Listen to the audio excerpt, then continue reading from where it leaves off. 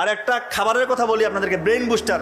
সবাই মনে রাখবেন, খুব জরুরি। রাতের বেলা 1 গ্লাস পানিতে 1 চামচ হলুদের গুঁড়ো, 1 চামচ মেথি আর 1 চামচ মধু। রাতেও মিশাতে পারেন মধুটা চাইলে সকালবেলা মিশাতে পারেন।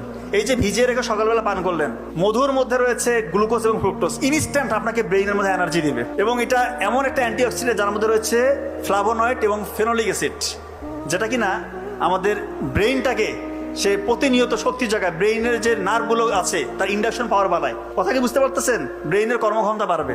হলুদের গুঁড়ো, এটা একটা অ্যান্টি ইনফ্লামেটরি এজেন্ট, এটা আমাদের ব্রেইনটাকে সুরক্ষা দেয়, নিউরনগুলোকে সাপোর্ট দেয়, নিউরনকে ধ্বংসের হাত থেকে রক্ষা করে। এবং BDNF, brain drive neurotrophic factor, এইটা রয়েছে, এটা এক ধরনের প্রোটিন, এটা রয়েছে হলুদের গুঁড়োর মধ্যে। এইটা যখন বেশি বেশি তৈরি হবে আপনার শরীরের মধ্যে, তখন নতুন নতুন নিউরন তৈরি হবে, আপনার ব্রেইনের কর্মক্ষমতা অটোমেটিক বাড়বে ইনশাআল্লাহ। এবং মেথি, এটা দীর্ঘ সময় ধরে ধীরে ধীরে যতটুকু আপনার প্রয়োজন ততটুকু করে গ্লুকোজ